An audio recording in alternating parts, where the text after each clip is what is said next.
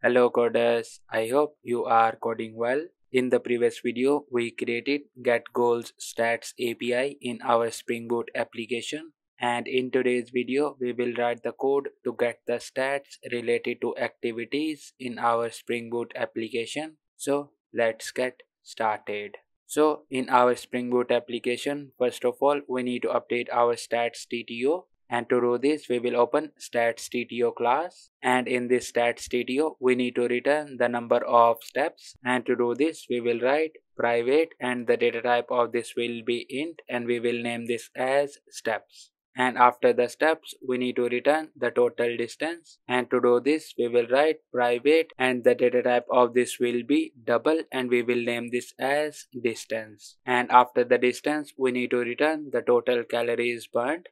And to do this, we will write private, and the data type of this will be int, and we will name this as total calories burned. And with this, our stats DTO is completed. Now let's open stats service implementation. And in this class, first of all, we need to inject activity repository. And to do this, we will write private final. And after this, we will write activity repository, and we will import this from fitness tracker server dot repository package. And after this, we will name this as activity repository. And after this, we will go in our get stats method. And in this method, first of all, we need to write the code to get the total steps. And to do this, first of all, we will create an integer variable, and we will name this as total steps. And after this, we will use our activity repository, and we will call a method get total steps. And after the total steps, we need to get the total distance. And to do this, we will create another double variable, and we will name this as total distance. And after this, we will again use activity repository, and then we will call a method get total distance. And after the total distance, we need to get the total calories. And to do this, we will create an integer variable, and we will name this as total activity calories burned. And after this, we will again use activity repository, and we will call a method get total activity calories. And after this, we need to set this data in our stats TTO. And first of all, we need to set the total steps. And to do this, we will use our DTO, and we will call set steps method. And in this, we will write if condition, and we will check if our total steps are not equal to null. Then we will pass the total steps, otherwise we will pass 0. And after the total steps, we need to set the distance. And to do this, we will again use DTO, and we will call set distance method. And in this, we will again use if condition, and if our total distance is not null, then we will pass total distance, otherwise we will pass 0.0.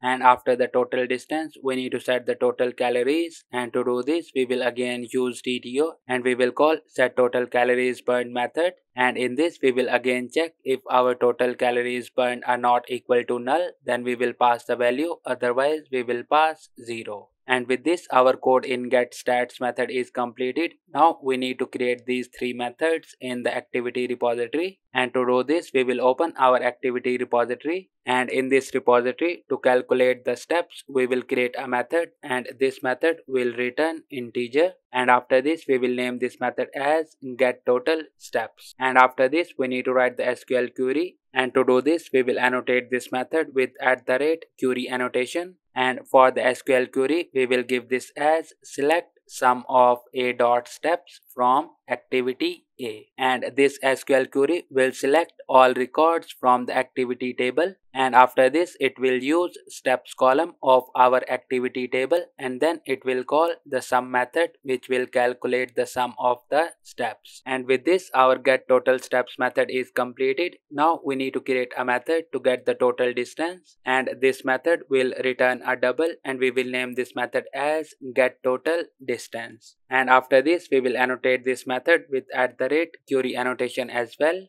And for the SQL query, we will give this as select sum of a dot distance from activity A. And this SQL query is same as the steps query, and the only difference is that we are using distance in this. And with this, our get total distance method is completed as well. Now we need to create a method to calculate the total calories burned. and this method will return an integer, and we will name this method as get total activity calories. And after this, for the SQL query, we will give this as select sum of a dot calories burned from activity A. And with this, our get total activity calories method is completed as well. Now let's go back to stats service implementation.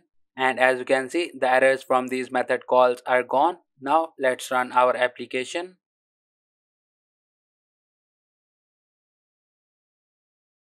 And as you can see, our application is up without any errors. And now let's go to the Postman to test our getStats API. And in the Postman, we will use the same stats API which we created in the previous video, and we will click on this send button to call the API. And as you can see, we got 200 OK, and in the response body we are getting the data for steps, distance and calories burned. And that's it for today's video. In the next video, we will write the code to calculate the stats related to workout data in our Spring Boot application.